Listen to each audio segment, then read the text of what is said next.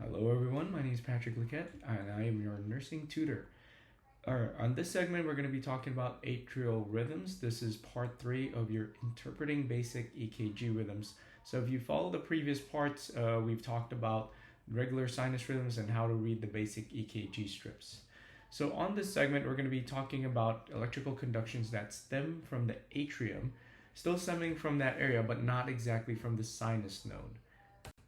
So in this section, as you can see here on the little diagram on the upper right where we visualize the electrical conduction of the heart, you see that these electrical impulses in red are firing everywhere. They are firing at a rate of 300 beats per minute and not directly firing over the SA node. So first things first, we're going to talk about atrial fibrillation. Very, very common disorder. Very common dysrhythmia right here. So first, following our steps on how to distinguish EKG strip, we're going to count the rate. So we have 1, 2, 3, 4, 5, 6, 7, 8, 9. So we have a rate of 90. And if we measure R to R, this is pretty much irregular because not every single R to R is going to be the same.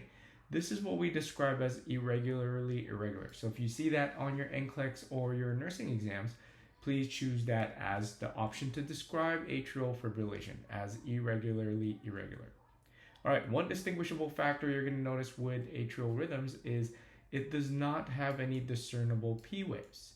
Because the P waves, the atrium is basically just trembling. So it can't discern that tiny P wave with one beat. It's just doing this. And the ventricle is still beating on its own, and it's beating pretty much the same way it normally does. So the atrium is doing this by itself.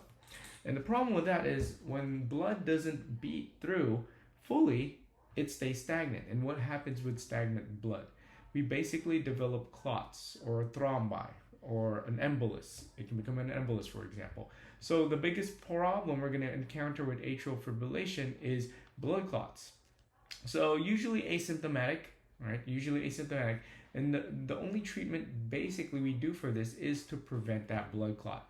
And you've learned certain medications in nursing school, right? You've learned heparin, you've learned warfarin, or otherwise known as Coumadin. So you give those anticoagulants to prevent that blood clot. On this next section, we're going to be talking about atrial flutter. As you can see here on our little diagram, the electrical impulse goes in a circle right where the atrium is, still not firing from where the SA node is. So if we count these beats, these top of the R's, we have 1, 2, 3, 4, 5, 6, 7, 8, 9, 10. So we have about 100 beats per minute. But one distinguishable factor, one very big distinguishable factor with atrial flutter are these sawtooth patterns or sharp tooth patterns. If you see that description on your nursing exams or NCLEX, that is the classic sign you're looking for. And you can clearly see that by just looking at this picture itself. These are one of the easiest to determine because as soon as you see sawtooth pattern, you can automatically say, hey, atrial flutter. But we still got to do our checks, right? R to R, these measure regularly. Right? Those are discernible QRS, but no discernible P's because they're making that sawtooth pattern. So similar to atrial fibrillation, there's really no symptoms to be shown. Otherwise, we would basically call the provider and have a cardiology referral. But our biggest problem, again, since it's still kind of beating faster than it should and not doing that whole output of the blood, we are going to have problems with blood clots again. So same treatment and same modalities as your atrial fibrillation, right? We're going to be basically trying to prevent that blood clots, giving that anticoagulant. Now on this next one, we're going to be looking at what we call PAC or what we call premature atrial contractions. So with premature atrial contractions, this is basically you see the love of your life. It's love at first sight. Boom, you get that heartbeat. You get that extra beat or your heart skips a beat. That is basically one of the descriptions that people say when they feel this. As you can see here, there's a full extra beat. Why do we say full? It has the P, QRS, and T wave right here. So that being complete, we have one full beat. That happens before the next beat. It's just your heart skipping a beat. Usually pretty asymptomatic.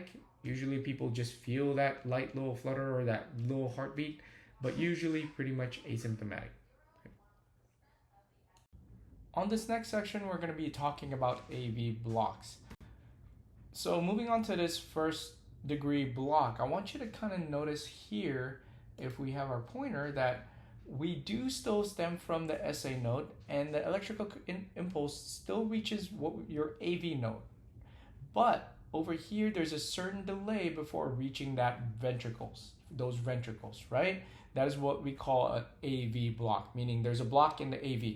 So there's multiple degrees. There's 3 degrees we're going to be talking about. But let's put this in Gen Z terms, all right? So we have, let's just call our guy named Mike. And we have Jane as our female, right? So Mike and Jane went to nursing school and they started dating. Everything was going well, right? Everything was going well. Dating for a couple months. 6 months into the program, right? Things got a little hard. There's a lot more homework. They just can't vibe along with basically how they want to study. So they start growing apart. So let's take that growing apart a little bit, right? So we're going to take a look at this. So the rate, if we count 1, 2, 3, 4, 5, 6, so rate of 60, rhythm is regular.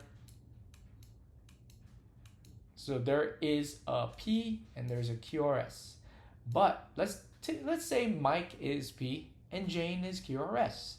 Now, what's happened 6 months into nursing school? They've grown apart a little bit. So as you can see, that PR interval, normal would be 3 to 5 boxes by 0.12 to 0.2 seconds. We have about 8 boxes in there. They have grown apart, but it's consistent. They just don't want to hang out anymore, right? If we take a look at that, every single time, on every single beat, it is consistently apart. So your PR interval is greater than 0.2 seconds. It's fairly long. And that is what we call first degree AV block. Now, in this relationship for Mike and Jane, usually asymptomatic. There's nothing to do. They've just grown apart. Something that happens.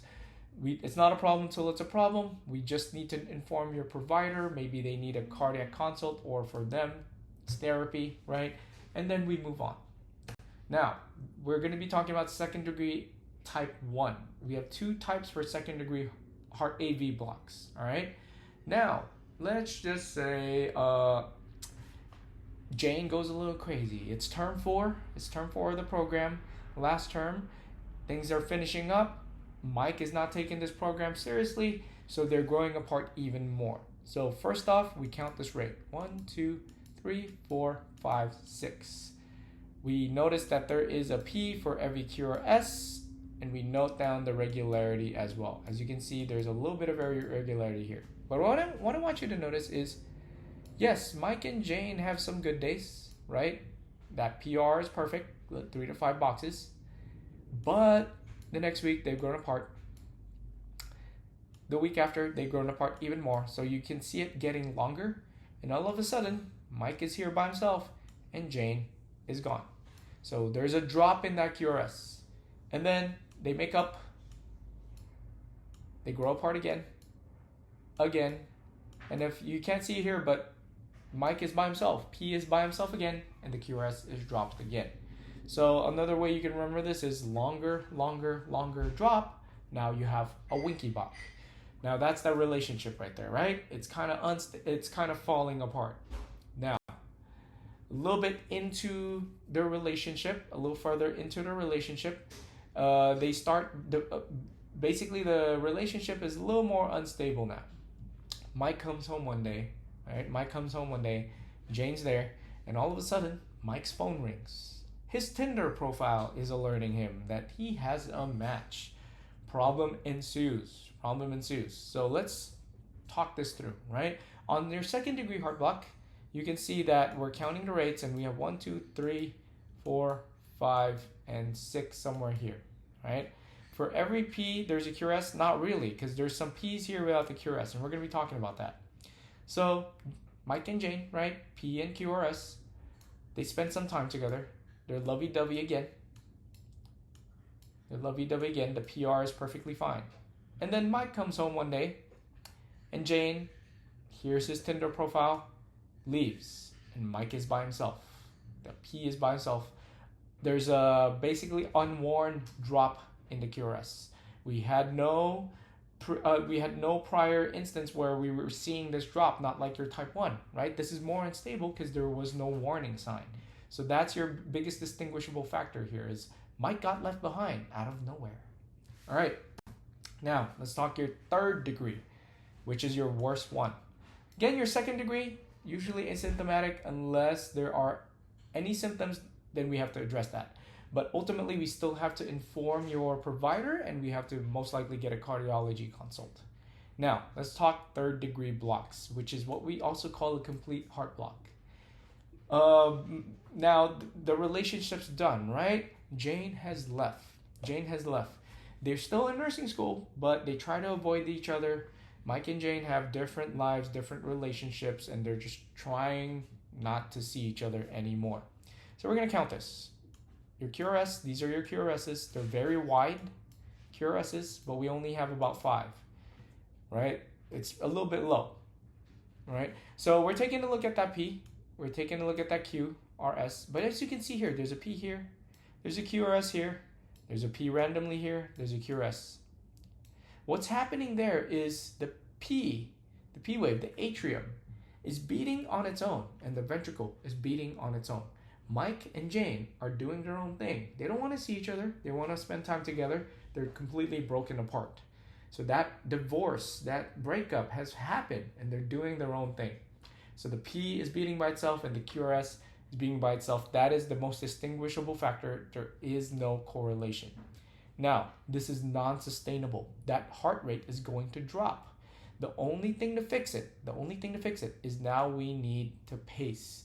We need to put a pacemaker to make sure we're giving the right amount of beats, to make sure that this is not something that will kill the patient, because ultimately this is a life-threatening situation. All right. So that's your segment on AV blocks. Hopefully that helps you pass your nursing exams and your NCLEX. Follow for more. Follow the next section for ventricular rhythms and basically what we do for CPR. If you would like, I posted a link right on the bottom to head to your part 4 of your interpreting cardiac rhythms. See you guys next time.